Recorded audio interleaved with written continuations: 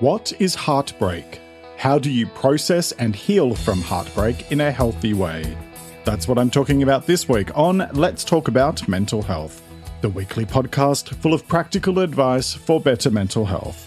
So, get comfortable and let's talk about mental health. Hello and welcome to episode 121. I'm Jeremy Godwin and thanks so much for joining me.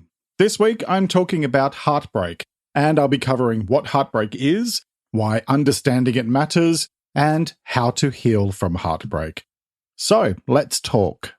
Alright, so after last week's special episode where I celebrated over 1 million plays of my show by sharing tips and techniques for better mental health sent in by listeners from around the world, this week I'm back to my usual structure of looking at one specific topic. And it's a big one: heartbreak. This is a topic that I've been asked to cover quite a lot. Mainly the requests have been to talk about breakups, and I think I've reached a point where I feel like I'm being told loud and clear by fate or the universe or whatever that I really need to cover it. So before I start, let me just briefly explain why I haven't agreed to talk about this one until now. First, the majority of the requests I've had have been to talk about breakups, and I've been in a relationship for a really long time. 26 years, which makes no sense because I'm only 21, but anyway, obviously my degree wasn't majoring in maths. And so I didn't really know what I could possibly say on the subject, and secondly, I'm actually a bit superstitious. My mum is really superstitious and a little of that rubbed off on me. And frankly, I didn't want to jinx things. And considering that quite a few of my topics, which are planned months in advance, have been eerily relevant in my life the week I go to write and record the episode, I just didn't want to tempt fate.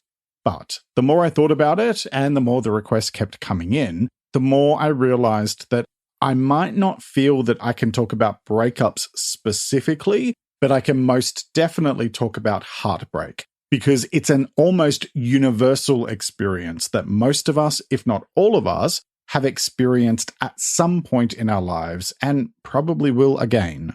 We often associate the term heartbreak with the end of a romantic relationship, but it's also actually a type of grief that is common in a lot of other situations as well. Losing a loved one, the end of a friendship, losing your job, loss of identity, missing out on something you were emotionally invested in. These are all things that can leave you feeling devastated emotionally and feeling as though you might never be able to recover. So why don't we start with some definitions and let's talk about what is heartbreak. According to the Oxford Dictionary, the term heartbreak simply means overwhelming distress.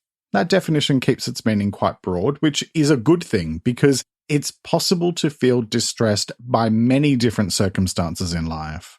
Heartbreak can also be described as grief, sorrow, misery, trauma, sadness, or devastation. So, all the not so fun emotions. The thing to be aware of is that heartbreak isn't just in your head, because it's something that we feel in a very physical way at the same time as we are grappling with all of those complex and uncomfortable emotions. According to an article on heartbreak by Healthline, and I quote, "Though we may not know exactly why heartbreak affects our physical bodies the way it does, the effects are many and can be debilitating. Heartbreak can lead to appetite changes, lack of motivation, weight loss or weight gain, overeating, headaches, stomach pain, and a general sense of being unwell. Treating the effects of heartbreak while allowing the person to mourn the loss of a relationship can be a tricky balance.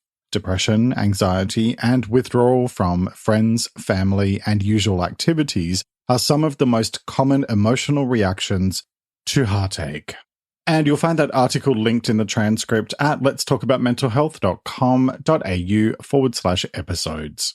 I mentioned depression there, and I want to highlight that breakup depression is a very real condition, one that would require a lot more time to cover properly, and so it's not something I'm going to get into today. However, I am going to include links in the transcript to 2 articles by Very Well Mind about dealing with breakups. This site is one of my go-to ones because their content is written by experts and fact-checked with science-backed research, which makes it a lot more reliable than some of the general advice that you'll see out there. So check out the transcript for those if you're dealing with a breakup, and you'll find the link in the episode description, or just head to the episodes page on my website. So let's explore heartbreak a bit more, and let's talk about why understanding heartbreak matters. And it matters because it's painful, but it's not permanent. It's important to find constructive ways of dealing with the inevitable grief and sadness that comes with any type of heartbreak or loss, so that you can feel what you need to feel, while also not allowing yourself to become consumed by the pain. Frankly, that's tough to do, and quite often it's not something you should really try to tackle on your own. That's where a good support network of family and friends can make a huge difference, and it's also where it might help to work with a mental health professional who can help you to process your feelings over time. And that's why there's even a whole specialist field dedicated to grief counseling, because it's one of the most complicated emotions to work through. Because I do need to flag here that there's no specific timeline for getting over heartbreak, and it can take anywhere from months through to years. I think that with a lot of grief, we're left with emotions like love that have nowhere to go. And so we're trying to process all of this stuff, and it can be overwhelming. Personally, I think a lot of the time it's more about learning how to live with the loss rather than getting over it, because it's impossible to unlearn what you have learned. Loss is loss, and it has real consequences which go beyond just the initial shock. Many heartbreaks turn our lives upside down, and the event itself ripples throughout nearly every aspect of our lives, far beyond just the specific thing that did or didn't happen. I said a few minutes ago about how there are lots of different things that can contribute to heartbreak, not just relationships breaking up, and I mentioned loss of identity, which is definitely something I can relate to personally. When I had my breakdown in 2011, then severe depression and anxiety, it changed every single aspect of my life in ways I could never have imagined. And it also meant I was unable to work, which, quite frankly, was a total shock to my system. I was genuinely heartbroken. For years, I had defined myself by what I did for a living, and I thought that my job title and salary gave me purpose. And to an extent it did, in that there were times as a manager and trainer where I was able to make a tangible, positive difference for people I worked with. But for the most part, it was actually more about going through the motions and doing work that didn't really matter in the big scheme of things. To me, at least. I've said very openly here many times that corporate work may not be for me, but that doesn't mean it's not meaningful or that it's not right for some people. I am just not one of them. Now, I'm someone who fought very hard to rise above the circumstances I was born into, like poverty. And so suddenly to feel like the rug had been pulled out from under my feet was devastating. And, well, I had no idea who the hell I was. I am not exaggerating when I say it took years to figure out what to do next, because it's really only been in the last couple of years that everything has kind of fallen into place. I'm grateful that I decided to do a degree at university while I was figuring it all out, because that gave me the foundation I needed to forge my own identity and build something new from scratch. But I was honestly just muddling along in the dark, trying to do whatever I could to feel like I was keeping my head above the surface. And the surprising thing for me is that when I sit here and reflect on everything that has happened over the past 10 years, all of the heartbreak and pain, I don't think I'd change any of it, even the ugly stuff, because that is what led me to where I am today. Being able to look all of that stuff in the eye and say, you have no power over me anymore, really does serve to help you heal from your heartbreak and to become a stronger person because of it. And so with that in mind, let's get into the how-to part of today's conversation, and let's talk about how to heal from heartbreak.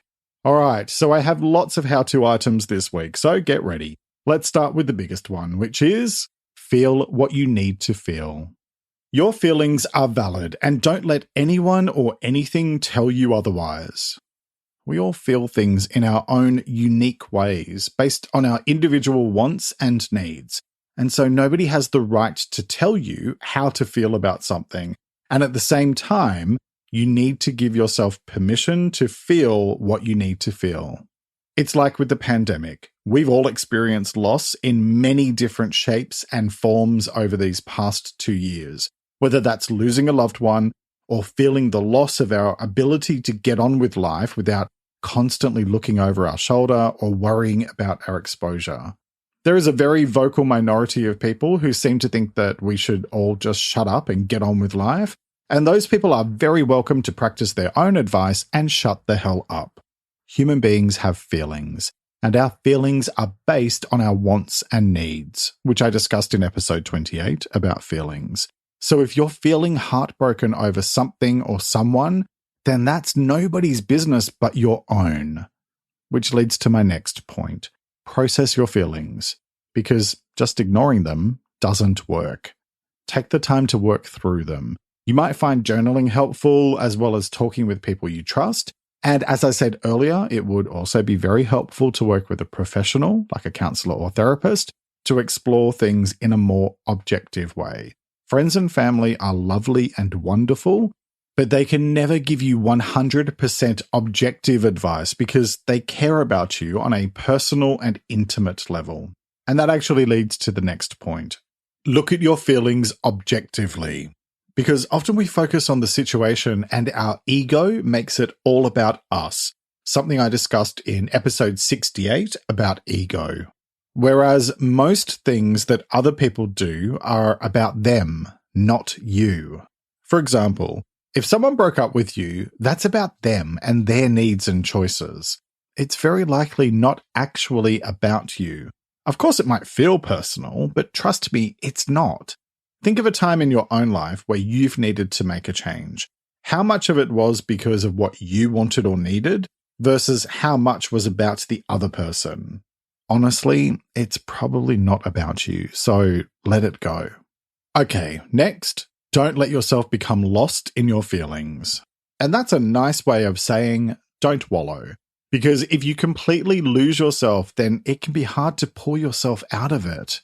Give yourself time to sit and process your feelings, preferably with support, and then push yourself to take positive steps to move forward a little at a time. Which is related to my next point. Look after yourself. And this really is the time to go all out on those bubble baths or whatever else floats your boat in the self-care realm. I talked about self-care back in episode 6. However, here are a few simple ways to look after yourself. Make healthy choices, because cheap wine and an all-day housewives marathon won't make you feel any better about yourself. I mean, it might for a bit, but then when you look at yourself in the mirror, you're going to feel way worse. Remember, all things in moderation. So by all means, treat yourself every now and then, but focus on healthier choices the majority of the time. Write it out to get it out, because if you bottle your feelings up, then they stay bottled up. So channel them out. And you'll find a paper and pen works better for this than your phone because it's a physical way of releasing that energy. Next, move your body, because exercise and physical movement also helps to release some of that energy. Next, get outside, because fresh air and big skies can help to clear out the mental cobwebs you might be feeling.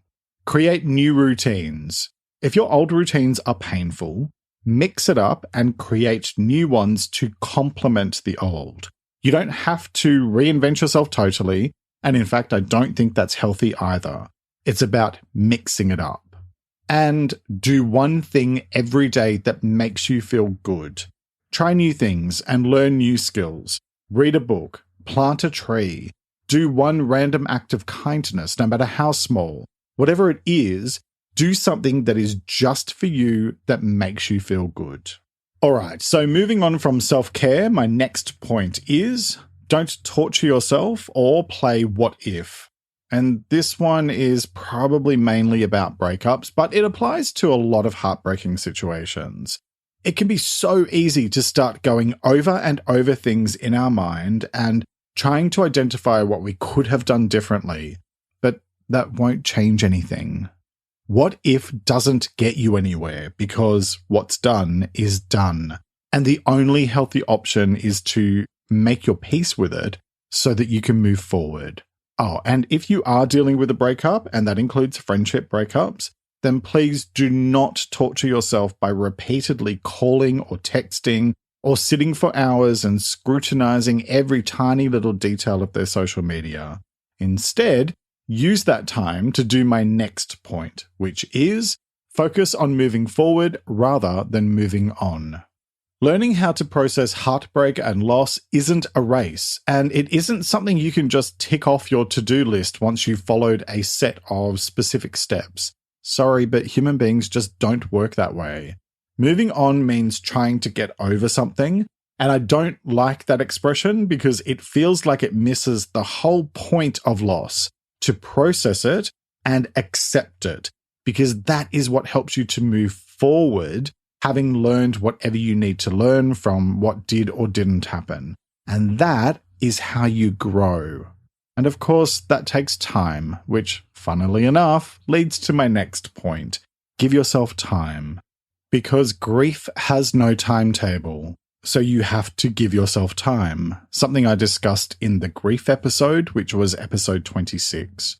You need to let yourself grieve so that you can integrate the loss and the changes associated with it into your life. And that takes time. You can't rush it either. When I was researching this episode, there was a ridiculous article on how to hack heartbreak. And frankly, it made me so annoyed because you can't hurry grief, just like you can't hurry love, or at least that's what the Supremes told us. One of the best ways to deal with it is my next point: talk to people you trust. Because quite frankly, what most of us want in life, whether we realize it or not, is to be seen and valued by others. And when we're dealing with heartbreak, especially when it's related to the end of a relationship, it can be tough to feel valued. And so that's where your support network comes in. Something I'm mentioning a lot this episode because it's very important. Forget about being humble and independent. This is the time when you need that loving relative to tell you how wonderful you are, or for your best friend to come to your house and throw darts at a picture of your ex while you eat takeaway food and vow that you will be stronger than yesterday, like Britney Spears told us all to be. And I've said many times in this show that other people cannot read your mind. So let them know what you need, and don't be shy about asking for help, whether it's physical or emotional or both. The people who genuinely love you will be happy and honored to be there for you in whatever way they can, obviously recognizing that we all have commitments, so they might not be able to drop everything. Ask for what you need. All right, next. Remember, it's okay to not be okay. And this relates to my earlier point about feeling what you need to feel, but it's important that I kind of gently, or not so gently, beat you over the head with this one again, because the fact is this: heartbreak sucks, and it takes time to heal from it. And healing doesn't just happen in a straight line, which means that you'll have good days, average days, and downright awful days. That's part of the process, and it's okay to not be okay all the time. Let yourself grieve and let yourself heal. However, I will say that if those feelings are intense for a prolonged period of time, for example, 12 months or more, and you don't feel like you're making progress, it really is time to talk to a professional, because there is a condition called complicated grief, which affects a small proportion of people. I'll include a link to an article on the subject by the Mayo Clinic in the transcript, so if you think you might be dealing with that condition, then please read it and consider what your next steps will be in terms of seeking treatment. Okay, and so speaking of letting yourself grieve and heal, my next point is be kind to yourself. Because a lot of different types of heartbreak, from the end of a relationship through to the loss of a job, can do a lot of damage to your self-esteem and sense of self-worth. Instead of spending all of your time beating yourself up over whatever did or didn't happen, choose to learn from it. And also, choose to recognize that ups and downs are a natural part of life. If the world were sunshine and rainbows all the time, flowers wouldn't grow and we wouldn't have anything to eat because food and ecosystems and all that stuff. You cannot have the light without the darkness. So be kind to yourself and really nurture yourself as you heal. I've covered a few topics that might help you with that. I talked about self-esteem in episode 43, self-worth in episode 78, self-respect in episode 96, and healing in episode 97. So check those out for more on the topics. All right, so now I want to cover off on a few things to consider after you've begun to heal and you can feel yourself moving forward. Here are 4 things I want you to think about for the future. 1. When your feelings are less raw, focus on the good times instead of just the loss. Because it's so easy to just hone in on the last few weeks or months, especially when it comes to breakups. But that actually means that we're not celebrating the good, and that really does deserve to be honored. 2. Consider what you can take away from this experience, because every situation or event has something to teach us. So look for the lesson, which can serve to make even the toughest of times feel a bit less pointless than they might otherwise. 3. Take calculated risks instead of never putting yourself out there again. All experiences are valid, even if they hurt. And so it might be tempting to not want to let yourself be hurt again. But when you do that, you actually wind up making yourself miserable in the long term. Life is risk, and it involves taking chances to make bold advances. Or at least that's what Mel and Kim told us. And number 4, remember that one experience does not define you, and that you are worthy of experiencing love and joy again in the future. You will be okay with time, effort, and perseverance. And so then this is a general piece of advice that I've said a few times today, but I'm going to say it again. Get support from a professional if you need it. Heartbreak can be really devastating, and it can do a lot of damage to your mental health and well-being if it's left unaddressed. So if you're struggling to do it on your own, then get some help from a grief specialist or a general professional. Because when it comes to heartbreak and mental health, what it all boils down to is this. When your heart breaks, it can feel like the end of the world, and it can feel as though you might never love or laugh or experience joy ever again. But you will.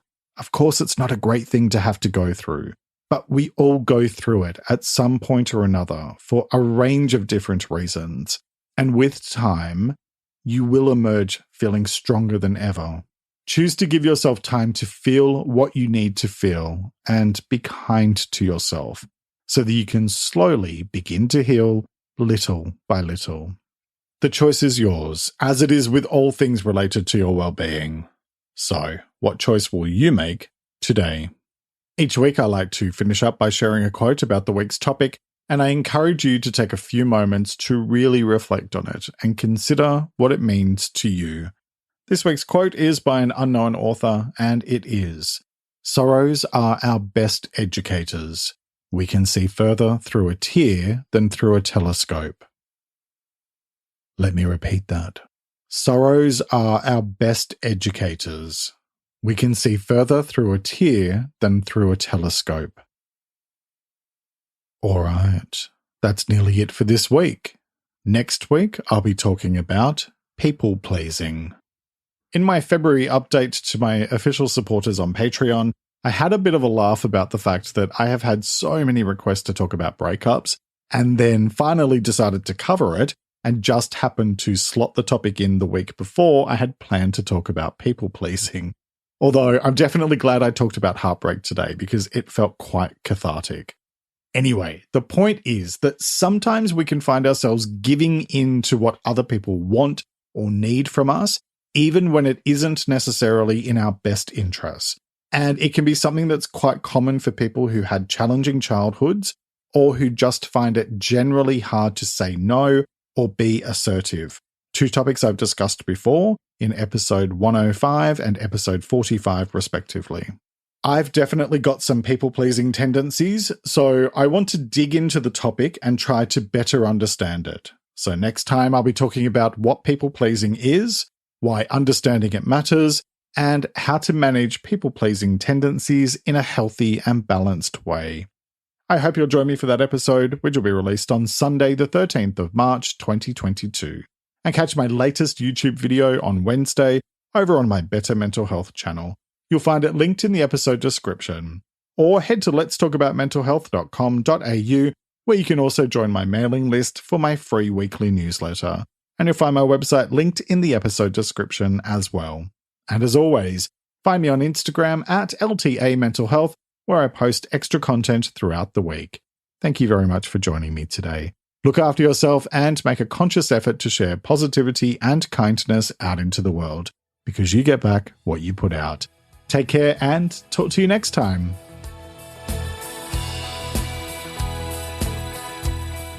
Let's Talk About Mental Health is proudly produced by Reconnaissance Media, helping you find meaning and gratitude. For more information, visit reconnaissancemedia.com.